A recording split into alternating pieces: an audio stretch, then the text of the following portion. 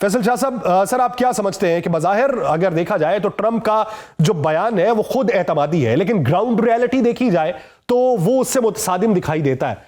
तो आप क्या समझते हैं कि पसे पर्दा कोई ऐसी यकीन दहानी है कि उनके होते हुए चाइना ऐसी कोई हरकत नहीं करेगा, या फिर चाइना की पॉलिसी ही डोनाल्ड ट्रंप को ऐसा एतमाद फराहम कर रही है?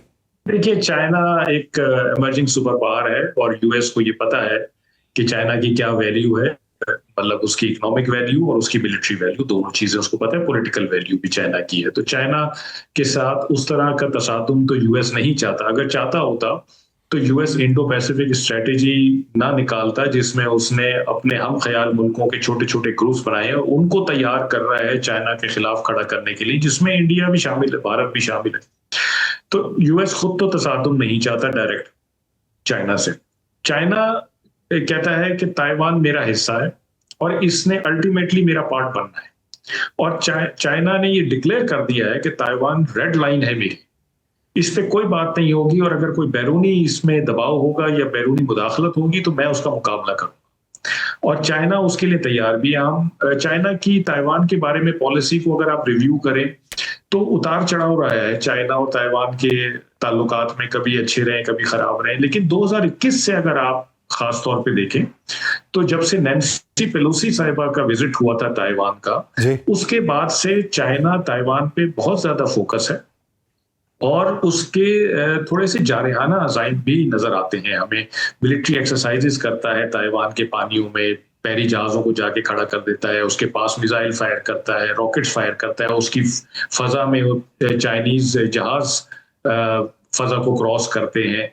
तो ये सब चीजें वो बता रहा है कि ये मेरी रेड लाइन है और मैंने कोशिश तो ये है कि बगैर किसी जंग के, बगैर किसी कॉन्फ्लिक्ट के ये शामिल हो जाए चाइना में। लेकिन अगर कोई ऐसा मौका आया तो मैं उसके लिए भी तैयार हूं।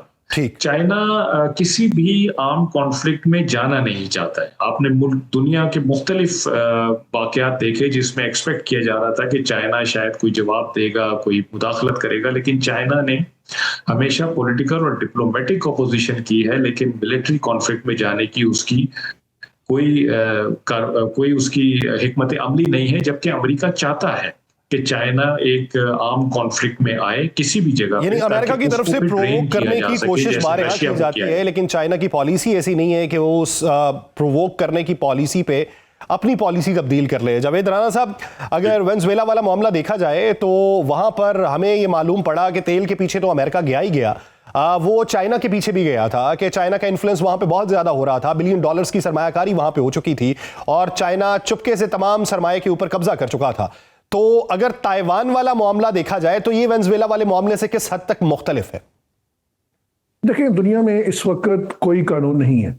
यूएन अमलन खत्म हो चुका है और इंटरनेशनल क्रिमिनल कोर्ट और आईसीजे अमलन खत्म हो चुके हैं, जिसके ऊपर अमेरिका ने सैंक्शन लगा दिए क्योंकि उसने जो इसराइल ने जेनोसाइड किया है उसके ऊपर अपनी फाइंडिंग्स दे दी। सही। तो जो ब्रॉडर पिक्चर ये है कि ऐसी सूरत हाल कि जब इंटरनेशनल कानून ना हो, ऐसी सूरत हाल जब दर्जनों जो यूएन के एजेंसीज हैं, ऑर्गेनाइजेशंस हैं, सब ऑर्गेनाइजेशंस हैं, उनकी फंडिंग अमेरिका ने बाय एंड लार्ज बंद कर दी है। तो मुझे ये लग रहा है कि एक नया इंटरनेशनल सिस्टम डेवलप करने की कोशिश की जा रही है और उसको जारी इवॉल्व करने से पहले जरूरी है कि जो मौजूदा सिस्टम है इसको वो तबाह किया जाए। तो ऐसी सूरत हाल में जब अमेरिका किसी की नहीं सुन रहा, लैटिन अमेरिकन में उसने जिस अंदाज में वेनेजुएला के प्रेसिडेंट को उठाया है और अभी जो थ्रेट्स दिए जा रहे हैं, मैक्सिको को दिए जा रहे हैं, क्यूबा को दिए जा रहे हैं, कोलंबिया को दिए जा रहे हैं, मेरा ख्याल है कि शायद वो थ्रेट से ज्यादा आगे ना जाए, क्योंकि बुनियादी जो वजह है अमेरिका की पॉलिसी अब ये है कि रशिया को चाइना से अलहदा करना है। रशिया का एक और चाइना का एक इनफॉर्मल मिलिट्री और इकोनॉमिक अलायंस मौजूद है, वो ब्रिक में है, वो एससीओ में है। और अमेरिका को सबसे बड़ा थ्रेट ये है कि अगर अल्टरनेटिव करेंसी डेवलप होगी ब्रिक की, एससीओ की प्लेटफॉर्म से, खासतौर पर ब्रिक के प्लेटफॉर्म से, तो अमेरिका का डॉलर खत्म हो जाएगा। और जिस दिन अमेरिका का डॉलर खत्म हो गया तो अमेरिका की जो पावर है, एक्सटेंडेड पावर्स हैं, एक्सपेंडेड पावर्स हैं, वो काम नहीं कर सकेगी। तो उस कॉन्टेक्स्ट के अंदर आई थिंक एक तो चाइना का रास्ता रोका जा रहा है लातिन अमेरिकन में, क्योंकि BRI प्रोजेक्ट्स सारे के सारे वहां पे मौजूद हैं, रेल्स हैं, रोड्स हैं, सारा के सारे चाइना ने वहां पे इंफ्रास्ट्रक्चर बिल्ड किया है। लेकिन चाइना और रशिया की वहां पे मिलिट्री प्रेजेंस रही है।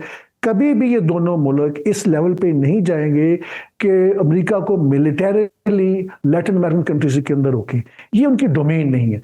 रशिया का जो टारगेट है कि उसने यूक्रेन का मैक्सिमम एरिया जो है, और खास तौर पे जो रशियन स्पीकिंग पॉपुलेशन एरिया, उसको उन्होंने रिटेन करना है हर सूरत हाल में। इस ब्रॉडर कॉन्टेक्स्ट में अब चाइना की अगर एग्रेसिव पोस्चरिंग कहीं नजर आती है दुनिया भर में, तो सिर्फ एक जगह है, ताइवान। वो उनका अपना हिस्सा समझते। तो सबसे बड़ा सवाल यह है कि क्या चाइना ऐसी सूरत हाल है कि वो हमला कर दे? आप इस पॉसिबिलिटी को रूल आउट नहीं कर सकते, क्योंकि चाइना बार बार ड्रिल्स कर रहा है, सिचुएशन को डिसेंसिटाइज कर रहा है, और पता नहीं कब किस वक्त क्या हो जाए। अगर चाइनीज कोई हमला करेंगे तो अपनी पूरी तैयारी के साथ करेंगे, और फिर उसका मतलब ये है कि उसको अनेक्स करेंगे। लेकिन अभी इट इज स्टिल प्रीमेच्योर। जो बड़ी गेम दुनिया भर में खेली जा रही है वो अमेरिका की गेम ये है कि अमेरिका इस वक्त मिलिट्री डोमिनेंस से अपनी इकोनॉमी को बचाने की कोशिश कर रहा है, और चाइना चूंकि अगर ये सारी सूरत इसी तरह रही तो आने वाले 5-6 सालों में Chinese economy would be the biggest economy। Rana साहब, अब मौजूदा मंजरनामे में 47 साल पहले का होने वाला एहतजाज और अब का एहतजाज, उसमें ज़मीनी हकायक किस हद तक मुख्तलिफ हैं, और उसको ट्रीट करने का जो अंदाज ईरानी हुकूमत का है, क्या वो बजा है? देखिए, जो उनके मैशे की प्रॉब्लम है वो तो बहुत जेन्युइन प्रॉब्लम है, और उसकी बुनियादी वजह ये है कि जो ईरान के ऊपर मगरब ने, यूएन सिक्योरिटी काउंसिल ने मुख्तलिफ पाबंदियां लगाई हुई हैं, उनको बिल्कुल एक इकोनॉमिकली एक चौक किया हुआ है। I think that is the one of the leading reason. और बाकी बात यह कि मज़ारे इस किस्म के पहले भी होते रहे हैं। हमें जो क्रिटिकल पॉइंट्स है उसको देखने की ज़रूरत है। देखिए, कोई भी फौज हो, अगर वो आइडियोलॉजिकली स्ट्रांग है और किसी आइडियोलॉजी के पीछे है, आप उस पर क्रिटिसाइज कर सकते हैं क्या आइडियोलॉजी है, लेकिन वो स्ट्रांग होगी, उनके अंदर डिफेक्शंस नहीं होगी इस वक्त तक। और मेरे ख्याल में जो पहले भी ईरान की इसराइल के साथ जंग हुई है, जो उनका रेवोल्यूशनरी गार्ड्स हैं, दे आर इंटैक्ट, उनके अंदर कोई डिफेक्शन नहीं और ना डिफेक्शन होने वाली है। और इन मज़ारों को बढ़ा चढ़ा के पेश किया जा रहा है। ऐसी मंजरकशी की जा रही है कि जैसे चंद दिनों में इसराइल हमला कर देगा, अमेरिका हमला कर देगा और सूरत हाल बदल जाएगी।